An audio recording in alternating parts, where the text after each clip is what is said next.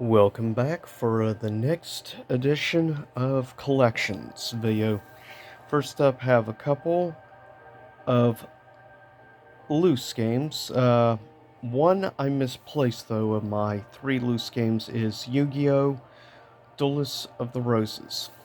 Also, Genshin Dawn of the Samurai, which is actually an underrated game in my opinion, and the only other loose one I have is Shinobi, which actually has a pretty decent challenge to the game. And I do recommend checking it out as you can get pretty reasonably priced. But with that said,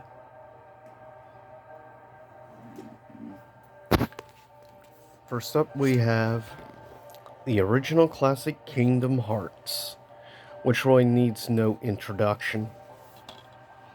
It is truly a classic of the PS2 era. Next up, we have Namco Museum, of course, as I have a weird obsession over this series, with some true all-time classics, as you see. If you're a Pac-Man fan, this is a pretty decent collection.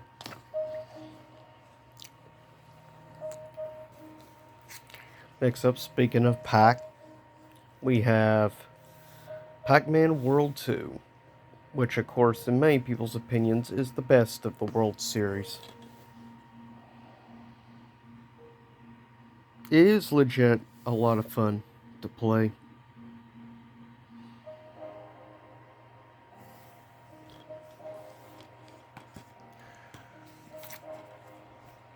Next up we have the third game in the Myst series of great puzzle games. And I actually dig the most cover art of this series. I've actually really liked.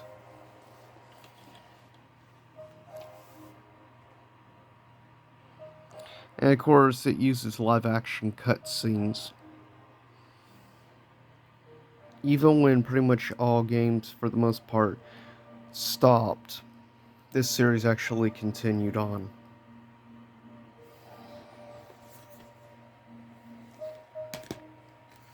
Next up, we have Mega Man X Collection, with, of course, Sigma on the front, along with X and Zero,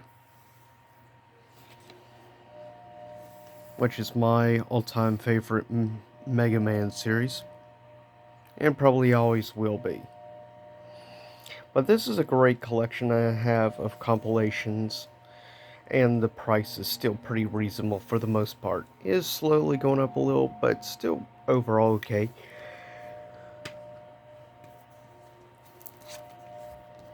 Next we have a very interesting, virtually unknown game.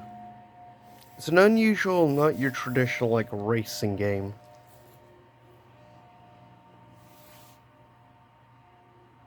But if you're looking for an interesting experience, plus the fact this includes, sadly only up to,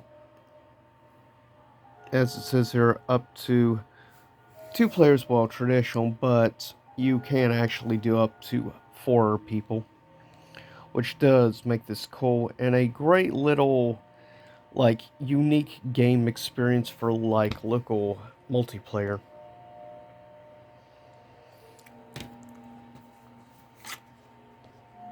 And of course, in my opinion, one of the more underrated of the Sonic series, Sonic Unleashed. I do actually like the whole concept of the werehog thing is interesting, and gives it its own unique feel compared to pretty much any other Sonic game of the era. Of course, the superior pretty much in every way, Kingdom Hearts 2. Many people's personal favorite KH game. Arguably still in my top 3 favorite Kingdom Hearts games.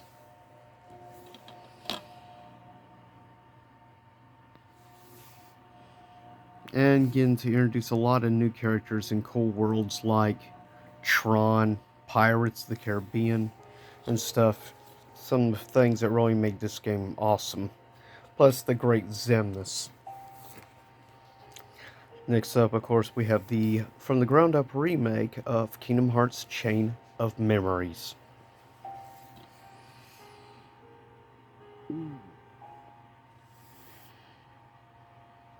With the unique card battle system, plus the introduction, of course, technically to the organization as well.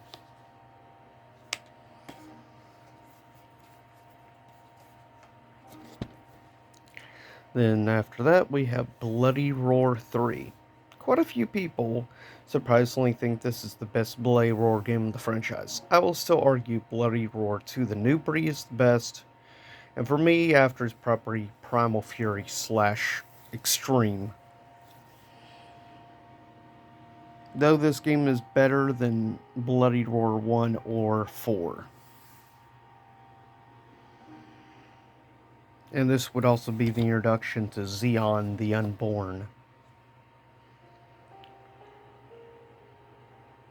along with Uranus. Next up we have, don't ask me why I have 2 copies, but we have Chaos Legion. A specific game that I have a real fondness for, maybe because of nostalgia factor. Next up we have a game that I consider to be a very criminally underrated game, great RPG, that being Dark Cloud 2, which is a superb, great fun game along with Dark Cloud 1.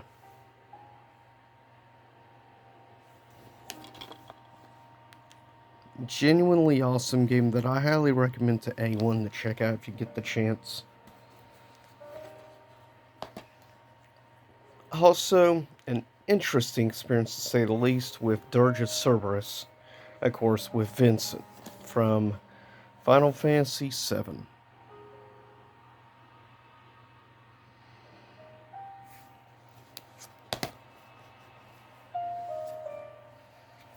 Then we have the original classic, of course, Budokai game, which I still love the cover art to this game.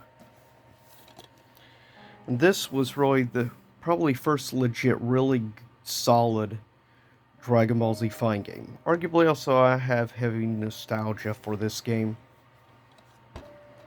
I'm sure it's the same way with a lot of people though.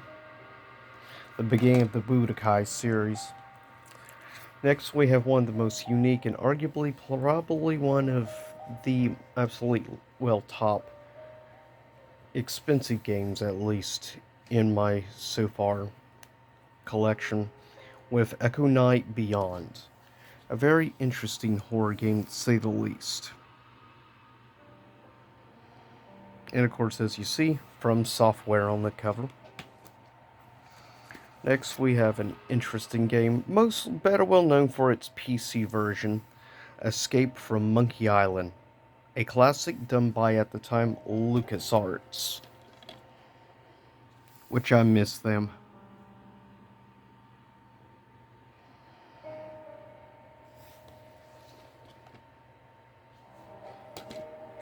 Next up, we have Fatal Fury Battle Archives Volume 2.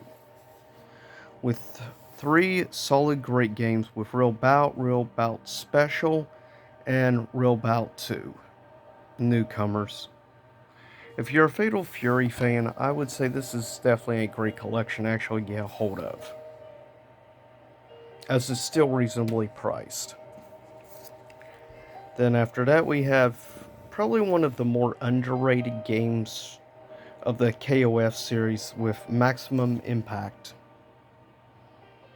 which was the first full 3D game in the franchise as a whole.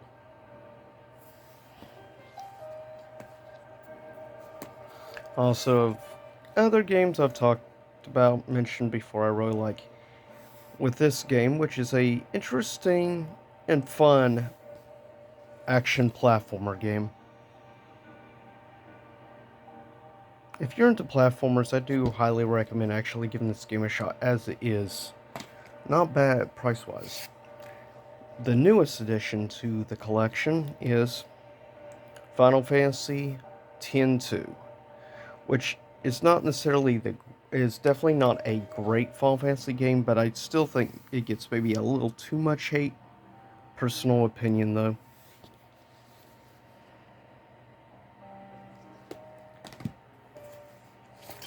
Also, one of my personal favorites in the series, Final Fantasy 12. It is a great overall game, and also I love this steel bookcase. Arguably one of my favorite steel books of all time. Just love the art, the design and stuff with the steel looks great. Then we have arguably probably one of the most beloved first-person shooters of this era with Medal of Honor Rising Sun, which obviously took place during World War II.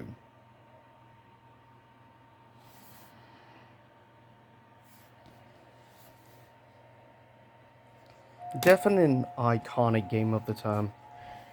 Also another, I think, somewhat underrated, interesting game from Square Enix with Samurai Legend. And I dig the art style.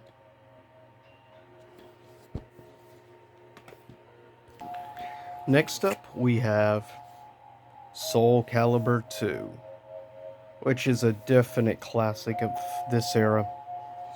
In many people's opinions, the best of the Soul Calibur series.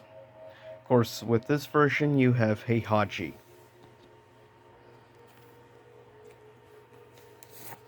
Then you have, sadly not the greatest shape, I need to get another copy in better shape than this, of Soul Calibur 2. Which I do think is underrated, personally.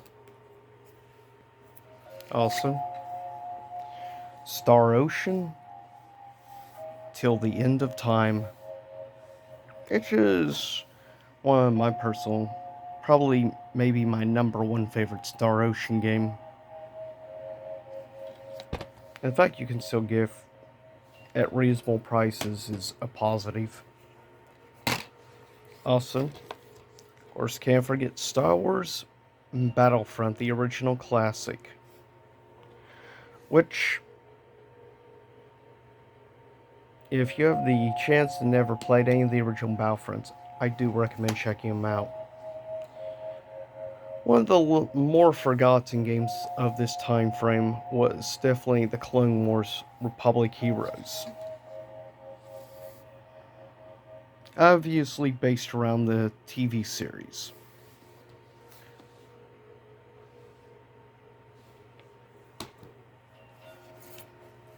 Then you have the Street Fighter Anniversary Collection, which is actually not bad, and the fact you get two greats with Hyper Fighter, the Anniversary Edition, as well as Street Fighter 3 Third Strike. Outside of this was the first time that Third Strike would see itself on other consoles outside the Dreamcast, but it would only be in the collection. And that is it.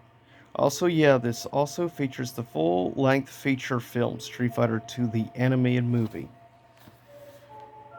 It was a cool little release for the 15th anniversary of Street Fighter. Also, probably my personal favorite of the compilations of this era was arguably the Street Fighter Alpha Anthology, as it included 1, 2, as well as Street Fighter Alpha 2 Gold, Street Fighter Alpha 3, and Gym Fighters, or also known as Pocket Fighter. Which makes this collection easily the best one. Also, the criminally underrated Street Fighter EX3. Definitely an interesting game, how it element used combo meter and stuff with the interesting mechanics of the game. Definitely had a lot of depth to it. Of course, can't forget the classic Tekken Tag Tournament, arguably still my number one favorite Tekken game of all time.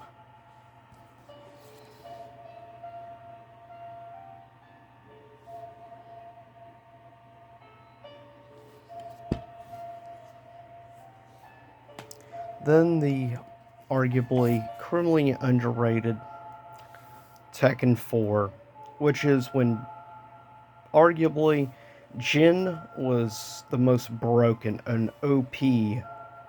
Definitely, this is his most overpowered version in this game.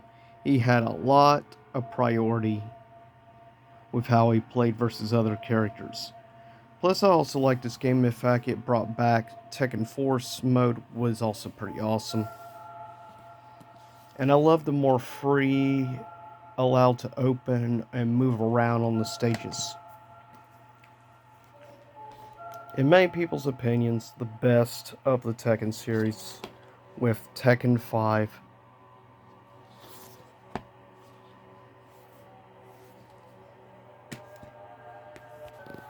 And next up we have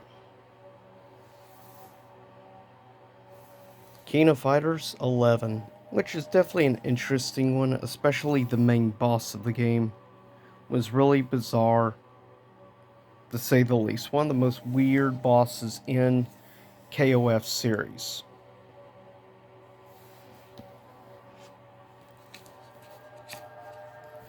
Then we have next the King of Fighters 2006, which would continue on the 3D style from Maximum Impact, with some kind of unusual redesigns also.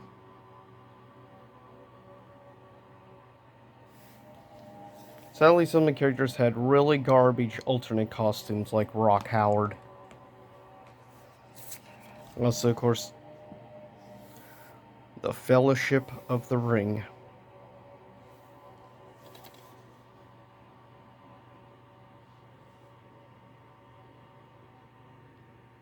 Which is a pretty cool game overall.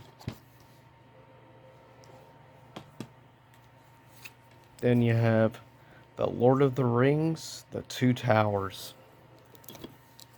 And yeah, this is actually still factory sealed copy. But I already have a loose copy of this game as well.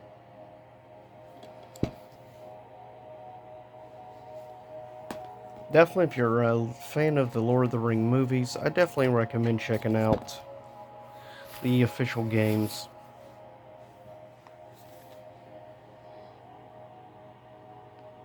I like the fact it used cutscenes and stuff from the actual films.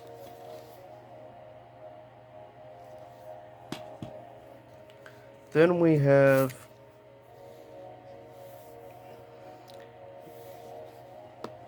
Virtual Fighter 4 Evolution.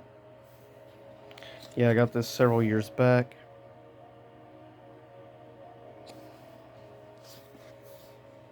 Up until I would say Virtual Fighter 5 Ultimate Showdown, this, in my opinion, was definitely the best way to play the series. The next we have Xenosaga Episode 1, which is definitely one that has heavy nostalgia for me. It wouldn't be until later on I would get the opportunity to play Episode 2. Sadly, I've not been lucky enough to play Episode 3, and the price of Episode 3 is definitely getting crazy. But, like speaking, Episode 2 is pretty solid, but I still have a fondness for the first of the trilogy.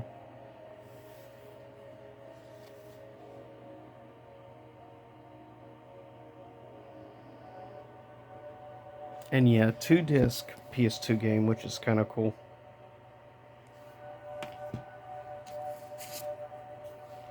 Then we have Bloody Roar 4. In many people's opinions, the worst game of the series as a whole.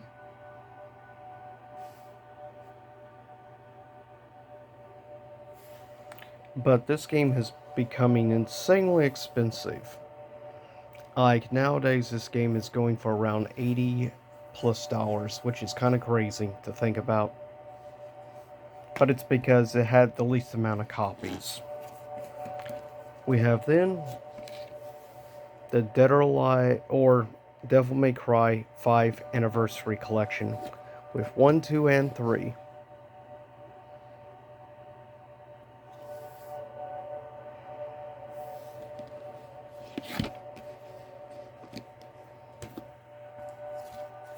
Also interesting from Square, Drakengard, which is a somewhat overlooked game in my opinion.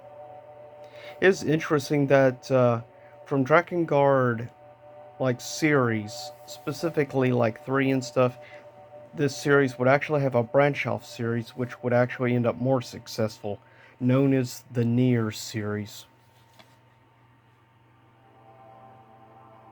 But if it wasn't for this series, Nier wouldn't exist.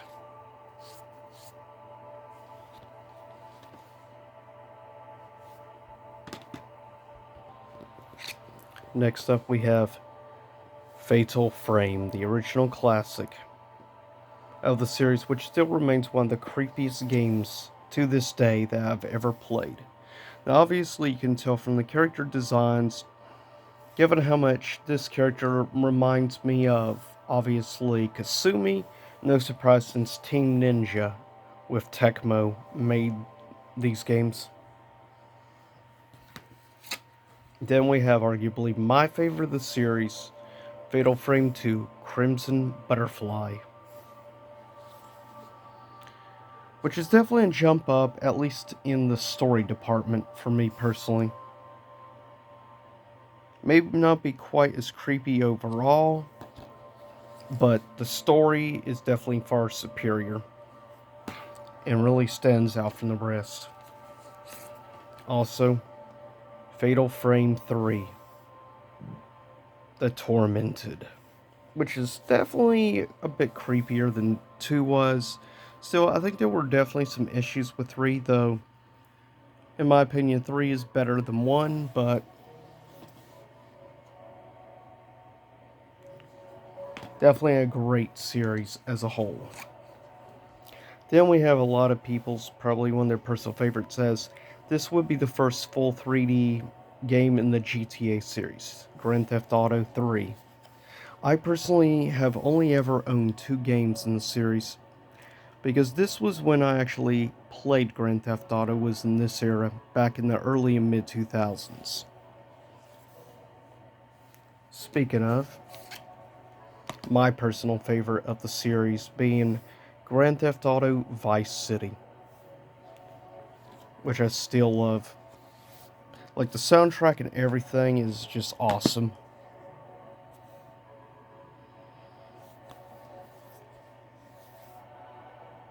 To me, this is the most iconic game of the series.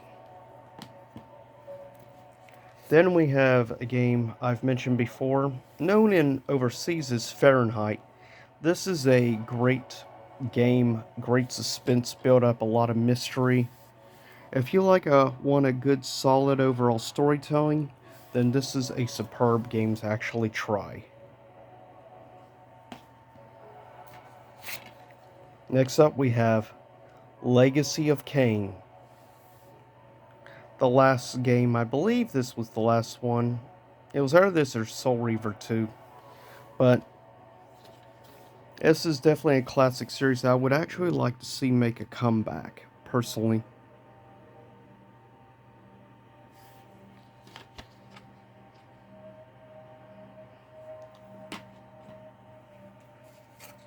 Then we have my favorite version to play, Metal Gear Solid 2, Substance.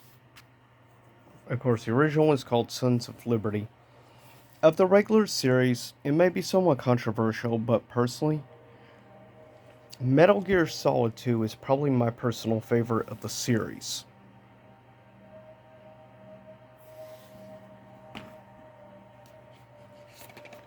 Then we have a unique sequel to a very, of course, somewhat obscure game, I guess you could say, with this one being Obscure the Aftermath. And like the first game, this is also quite hard in difficulty department. But also, this game did not sell as well as the first game, but yet this game is far cheaper than the original. I think because it's not quite as hardcore of a cult following. Then we have, of course, the classic Onimusha Warlords, which of course was lucky enough to get a remaster Personally, though, I hope eventually we also get a remaster of Onimusha 2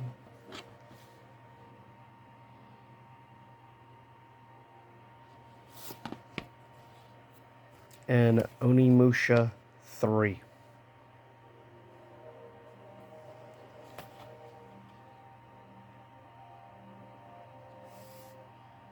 Definitely a great series overall. You can tell where I think these games played an somewhat actually inspiration influence for the future Dark Souls series.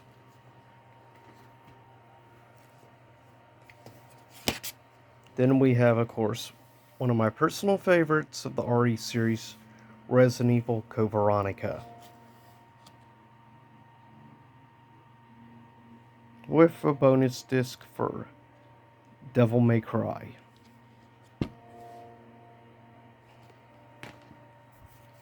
Then, many people's opinions, the best of the Resident Evil series, with Resident Evil 4.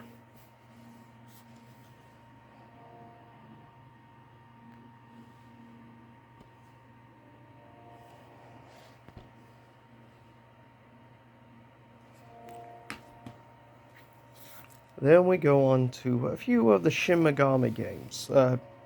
For some people, this is probably their personal favorites with Shin Megami Tensei, Persona 3.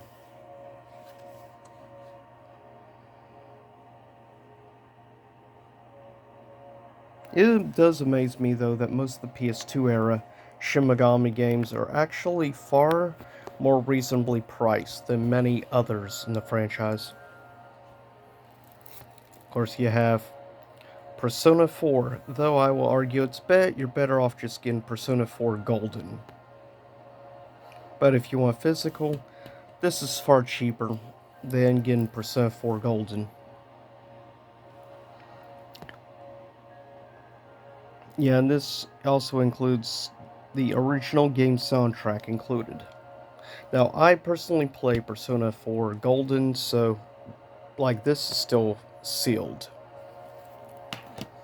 Then we have a game that was lucky enough not too long ago to actually get a remaster,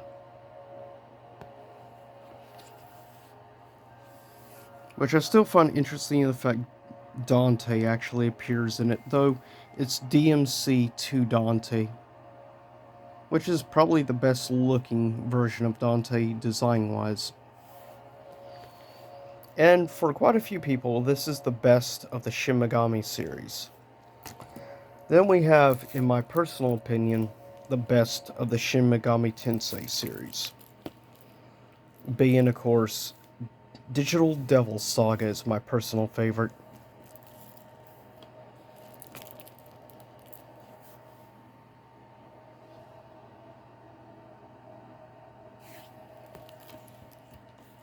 It's a great two-parter.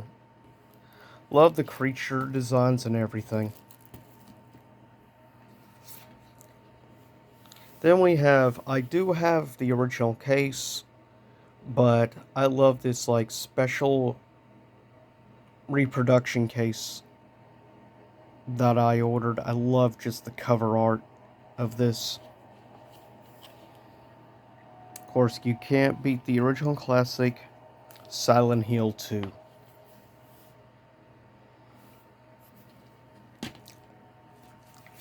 Then you have Silent Hill 3, which is arguably becoming the most expensive Silent Hill game slowly. This is arguably probably one of the higher difficulty games in the series. Of course, it being the direct sequel to Silent Hill 1. Also, you have one of my personal favorites, of course, Silent Hill 4 The Room, being in my top 3 favorite Silent Hill games. The music, everything, the atmosphere, the creepiness factor. This game is genuinely really good at the creep, messing with your head and everything. Also, of course, the underrated Silent Hill Origins, which I still like a lot more than some people out there. And now we're on to the last 5. We have Siren, which I've mentioned before. It's a very unique game on the survival horror genre of the time.